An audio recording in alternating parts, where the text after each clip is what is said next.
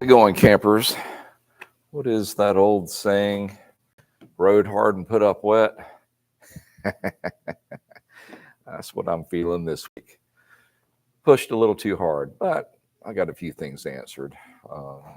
Still working on that Mercruiser project. The problem is that particular studio is not air conditioned, and it's south. I live in the Southwest Georgia, so it's hot.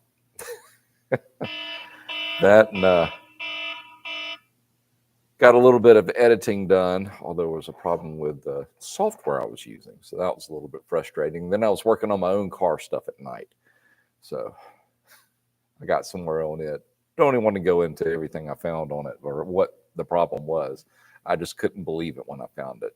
I'm sure you probably had that same type of scenario. No, it couldn't be that.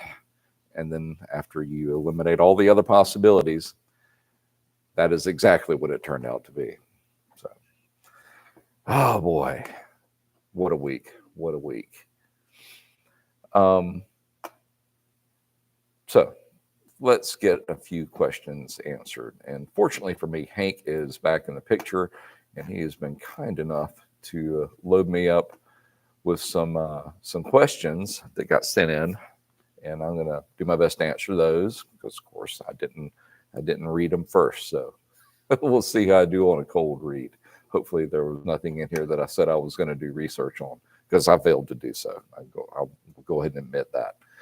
But we got one from Randy Bowersocks. Watching your Rancher 420 Rancher 420 air filter change. What does it mean if there's fuel in the bottom of the air filter housing? Wow. Typically that happens with carbureted machines, but you didn't say which year, make, and model you were working on. I assume it's going to be a Honda Rancher, but I seriously doubt it is a 420 as that is fuel injected. But what it typically means, that happens on carbureted units more often than not, especially in particular with the 350 Rancher, because you've got the carburetor right here, the cylinder, and then the air box is a little bit lower. And if your float needle is hung open, it'll not only go out the overflow tube, but it'll also flow fast enough where it fills up the carburetor bowl and then back into the air box. And sometimes it can even go into the cylinder and actually hydrolock your machine. But that's what's happening. You've evidently got a stuck float bowl jet, if you want to call it a jet. It's actually just a little plunger down at the bottom of the float itself. But that's more than likely what's happening.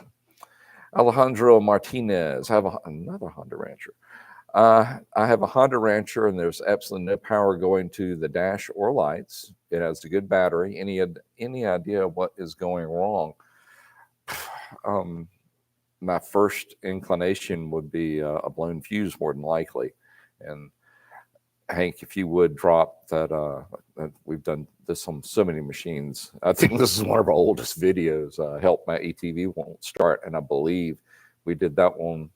It was either on the Rancher 350 or it could have been the TRX 400, one of the two. But at any rate, it goes through the basic troubleshooting techniques, especially pertaining to fuses and the battery. And I think I'll go into the ignition switch and whatnot.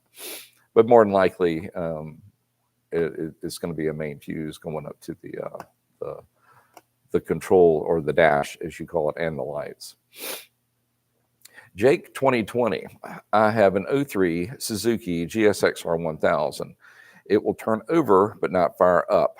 2 days ago, I was riding and the dash cut out. Oof. And then about 2 minutes later, the bike dies. Please help me out. Say it will turn over but not fire up. So that tells me that the starter is working. The clutch interlock is working. However, I think you can have those two scenarios, and there's also a switch on the side stand. And if it is not up, or if that switch is not working, which it's in a pretty harsh environment down there, that could give the scenario, but it's turning over and not starting up. But you also said that the dash cut out, and then the machine just died. That almost sounds systemic, as that there's a harness problem. For one to happen, to cut off the dash to cut out, and then the bike just died. I wonder if we're almost dealing with two separate problems here, because the second part, it sounds like a charging issue. So I would be curious to know what the battery voltage is and what the charging output is. We've done a bunch of videos on that as well. You measure your just static battery voltage. You want about 12.5, and if you're running at about 2,000 RPMs, it should be charging a little over 13, maybe 13 and a half, somewhere in that neighborhood. But if those two things check out, then I would lean more toward you've got a wiring issue going from front to back. Best I can do with limited information. All right, Sean Boyette. Hey guys, I have a 2013 YFC 450. So I guess that's the carbureted model. Went for a day of riding for an hour. Into it, it started sputtering at mid throttle and started running a little rough. Is this a carb and fuel issue, or is there something I'm overlooking? Just from the initial, the information you're giving me, I would lean toward fuel, and not so much a carb issue, but it sounds like maybe a fuel issue, because what you're describing is maybe bad gas. That's all. Or maybe you put in a lower octane than the machine wants, because I'm pretty sure it wants like 91 or 92. And if you put in something less than that, it'll start running like you're describing with no other issues. For a carb just to start acting weird like that, that's typically the reasoning behind it. I mean, I guess it is possible you could have picked up something in the fuel and it got stuck in that one particular jet, but that's a little less likely. If I were you, I'd just go ahead and drain the machine, drain the bowl, put in some fresh gas, and then see what she does. Philip Whitehurst, how can I get more power out of a 2008 Grizzly 700? It's really pretty simple. There's several aftermarket performance exhaust systems that you can go on it. But that is going to be fuel injected, so you will need to get some type of either ECU programming or some type of piggyback programmer to lie to the ECU a little bit. And of course, Dynajet makes either way. They got it where it can go in and crack open your ECU, or they can give you, like I said, a piggyback programmer to adjust your air fuel for that better flow. As far as the intake, I wouldn't really mess with that very much. I mean, you can go with a different air filter, but for the most part, the stock Grizzly stuff, it flows pretty well. It's just a little choked on the exhaust. So swap out your exhaust and put a programmer on it.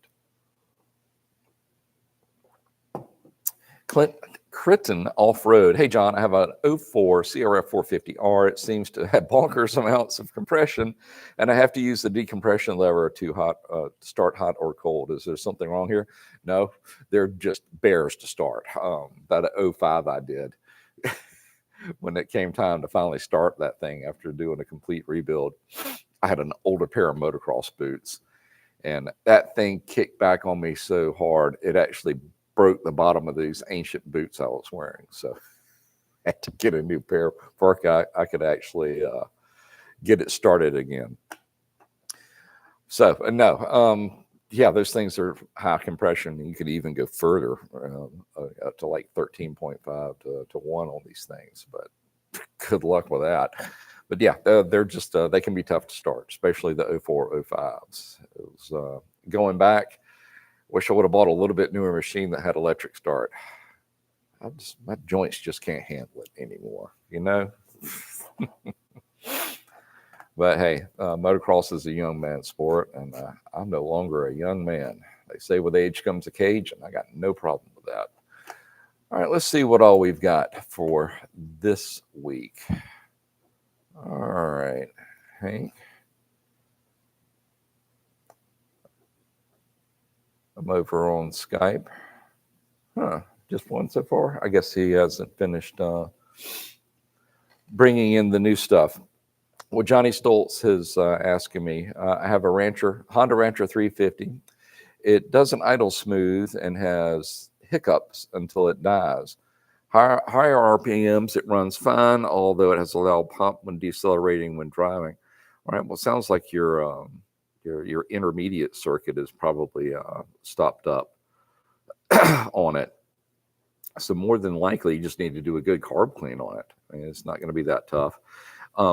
Only other thing would be the air fuel setting. If somebody's been in there and messed with it, you need to make sure it's set at 1 3/4 turns. So what that means is take your air fuel adjustment screw, run it all the way in, and then back it out 1 3/4. I think stock says to run it at 1 1/2. I've always found that they ran a little bit better when they back it out to 1 3/4. Adding that extra quarter turn makes all the difference. Other than that, just do a good carb clean on it. Make sure you get that pilot jet cleaned out well, and it should be good to go. All right, guys. Everybody must be out playing today. That's a good thing. So you're not at home having to work on your machines. That's all right. You're cutting me a little slack, so I can call it a week. I'm going to try not to work on anything tomorrow. Although I did promise one person I would take a look at their vintage Trans Am's air conditioning. Well, wish me luck with that. Talk about getting out of my comfort zone. But hey, friends are friends, and you do what you can. Well, all right, guys and gals. Everybody have a great week, a great weekend, a great week. And God willing, we will see you next Friday at 3. Hopefully you don't break anything or have any troubles. But if you do, you know where to come to. So come on in and we'll see if we can help you out. Once again, thanks everybody, and we will see you next Friday at 3. Y'all take care.